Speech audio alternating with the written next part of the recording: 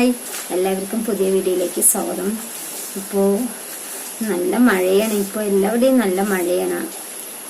എന്താ പറയുക, പുറത്തൊക്കെ പോയി വർക്ക് ചെയ്യുന്നവർ, അതേപോലെ പാടത്ത് പണിക്കാർ, ഇതൊക്കെ ഭയങ്കര സ്കൂളിൽ പോണ കുട്ടികൾക്കൊക്കെ ഭയങ്കര ബുദ്ധിമുട്ടാണല്ലേ. ഞാൻ ഇന്ന് വിചാരിച്ചു ഇന്ന് രാവിലെ സ്കൂളില്ലായിരുന്നെങ്കിൽ എന്ന് കരുതി. കാരണം കുട്ടികൾ നമ്മൾ ചീത്ത പറഞ്ഞ് അവരിന് കുട്ടികൾ സ്കൂളിലേക്ക് അയക്കുന്നു. പക്ഷെ നമുക്കൊരു സങ്കടം, രാവിലെ വെച്ചാൽ ആ മഴയത്ത് നേരത്തെ എണീച്ച് ആ മഴ പെയ്യുമ്പോൾ സ്കൂളിൽ പോകുമ്പോൾ ഒരു എന്താ പറയുക, ഭയങ്കര വിഷമമൊക്കെ തോന്നി. പക്ഷെ ഇവിടെ ഇരുത്തിയാലും ശരിയാവില്ല എന്ന് പറഞ്ഞിട്ട് അയച്ചതാണ്. പിന്നെ നിങ്ങൾ വിചാരിക്കും ഈ പേപ്പർ കയ്യിൽ എന്താണെന്ന് വിചാരിക്കും. തോണി ഉണ്ടാക്കി ഇനി മഴേനെ കുറിച്ച് പറഞ്ഞപ്പോൾ ഈ തോണി ഉണ്ടാക്കിയിട്ട് വിടാനായിരിക്കുമോ എന്ന് കരുതിയിട്ടുണ്ടാകും ചിലവർ. അതൊന്നും അല്ല. ഇതുകൊണ്ട് നമുക്കൊരു ഭയങ്കര ഈ പേപ്പർ എന്ന് പറഞ്ഞാൽ ഭയങ്കര വലിയ സംഭവമാണ് കേട്ടോ. എനിക്കിതുവരെ അറിയില്ലായിരുന്നു, പക്ഷെ ഞാൻ ചെയ്തു നോക്കിയപ്പോഴാണ് എനിക്കറിഞ്ഞത്. അപ്പോൾ ഭയങ്കര യൂസ്ഫുള്ളായ വീഡിയോ ആണ്. അപ്പോൾ എല്ലാവരും സ്കിപ്പ് ചെയ്യാണ്ട് അവസാനം വരെ കാണുക. അത്ര ലോങ് ആയ വീഡിയോ അല്ല, ചെറിയ ടിപ്പാണ്. അപ്പോൾ എല്ലാവരും ഇത് കാണാം, സ്കിപ്പ് ചെയ്യരുത്. പിന്നെ വീഡിയോ ഇഷ്ടമായ എല്ലാവരും ചാനൽ സബ്സ്ക്രൈബ് ചെയ്യുക, മറ്റുള്ളവർക്ക് ഷെയർ ചെയ്യുക. കാരണം മറ്റുള്ളവർക്കും കൂടി ഇത് പ്രയോജനപ്പെടുത്തട്ടെ. അപ്പം നമുക്ക് വീഡിയോയിലേക്ക് കിടക്കാം. ഈ മഴ സമയത്ത് നമുക്ക് എന്തായാലും പുറത്തു പോയി പണി ചെയ്യണ്ടെന്ന് പറഞ്ഞാലും നമുക്ക് ഉള്ളിലെല്ലാ സൗകര്യമുള്ളവർക്ക് ശരിയല്ലാത്ത നമ്മളെ പോലെ ഓട് വീട് പാവപ്പെട്ടവർ, അങ്ങനെ മൺമുറ്റം ഒക്കെ ഉള്ളവർ, നമുക്ക് എന്തായാലും പാത്രം കഴുകാനാണെങ്കിൽ ശരി, ഈ മുറ്റം ഓടിക്കാനാണെങ്കിൽ ശരി, എന്തായാലും നമുക്ക് ആ മുറ്റത്ത് ഇറങ്ങിയാലേ പറ്റുള്ളൂ. അപ്പോൾ ചളി ഉണ്ടാവില്ലേ. അപ്പോൾ ഈ മഴ സമയത്തൊക്കെ കാലിൽ, പ്രത്യേകിച്ച് എല്ലാവരുടെ കാലിലുമില്ല, ചിലവരുടെ കാലിലെ വിരലുകൾ ഭയങ്കര അടുപ്പിച്ചിട്ടായിരിക്കും. അപ്പോൾ ഈ ചളിയിലൊക്കെ ചവിട്ടി അല്ലെങ്കിൽ മണലിൽ ചവിട്ടുമ്പോൾ അതിൻ്റെ ഇടയിൽ അങ്ങനെ ഈ ചളി കയറും അല്ലേ. ചളി കയറുമ്പോഴാണ് നമുക്ക് ചേറ്റുപുണ്ണ്, പുഴുക്കേട് എന്നൊക്കെ പറയും. അപ്പോൾ ഞങ്ങളുടെ ഇവിടെ ചേറ്റുപുണ്ണ് എന്നാണ് പറയുന്നത്.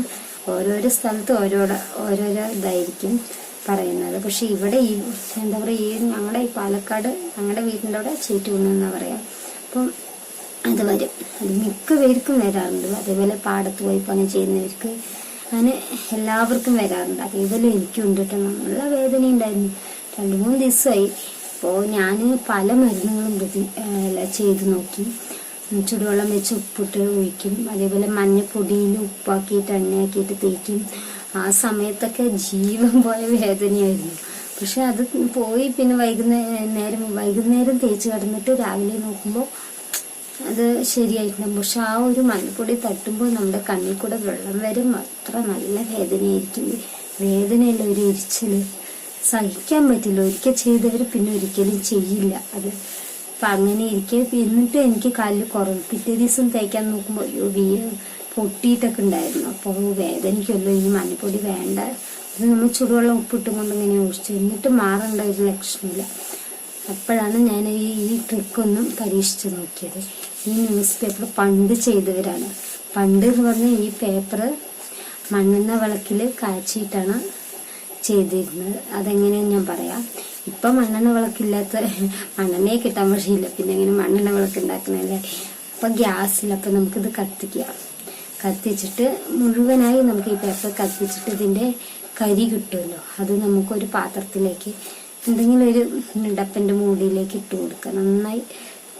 നന്നായി കത്തി ഇതായ ശേഷം അത് എടുത്തിട്ട് നമുക്ക് നന്നായി കൈകൊണ്ട് ആക്കാം. എന്നിട്ട് കുറച്ച് വെളിച്ചെണ്ണ തടവുക. അതിൽ വെളിച്ചെണ്ണ ആക്കിയിട്ട് നന്നായി പേസ്റ്റ് പോലെ രൂപത്തിലാക്കുക. എന്നിട്ട് നമ്മുടെ ഈ വിരലിൽ എന്താ പറയുക, എൻ്റെ കാലൊക്കെ നല്ല ഇതുണ്ട് കേട്ടോ, അത് കാണിക്കാൻ പറ്റാത്തത് കൊണ്ട് ഞാൻ ഇരിക്കണം. അപ്പോൾ കാലിൻ്റെ വിരലിൽ ഇടയിലൊക്കെ ഈ എന്താ പറയുക ചേറ്റിപ്പുണ്ണുള്ളവരെയൊക്കെ തേച്ച് കൊടുക്കുക.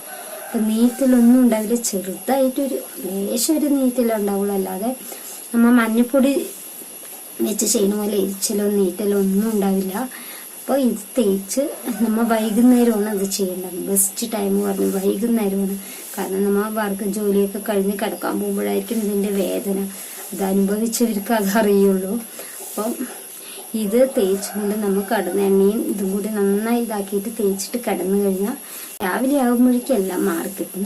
പക്ഷെ മാറി വന്നിട്ട് നമ്മൾ ചെയ്യാതിരിക്കാൻ പറ്റില്ല. പിറ്റേ ദിവസം അങ്ങനെ ഒരു 3-4 ദിവസം നമ്മൾ ചെയ്തു കഴിഞ്ഞാൽ സ്ഥിരമായിട്ട് വൈകുന്നേരം ഇങ്ങനെ മാറിയാൽ കൂടി അത് ചെയ്തു കഴിഞ്ഞാൽ പിന്നെ ചൊറിച്ചലോ വേദനയോ ഒന്നും ഉണ്ടാവില്ല. അത് 100% ഉറപ്പാണ്. കാരണം ഞാൻ ചെയ്ത് നോക്കിയതാണ്.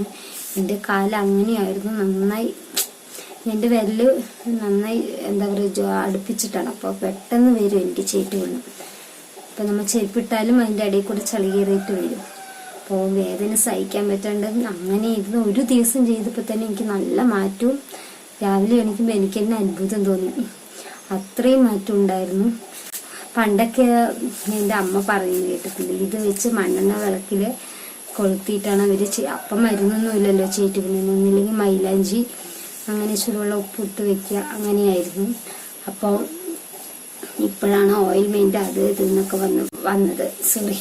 അപ്പോൾ പണ്ടൊക്കെ എന്താണ് ഈ പേപ്പർ തന്നെയായിരുന്നു. അത് മണ്ണെണ്ണ വിളക്കി കത്തിച്ചിട്ട് അതെടുത്തിട്ട് നമ്മൾ കാലിൽ എണ്ണയാക്കി എണ്ണയും ഈ പേപ്പറിൻ്റെ കരിയും കൂടി നന്നായി ചതച്ച് വിരലിൻ്റെ ഇടയ്ക്ക് തേച്ച് കൊടുക്കുക. എന്നിട്ടാണ് പിറ്റേ ദിവസം രാവിലെ പാടത്ത് പണിക്ക് പോവുക.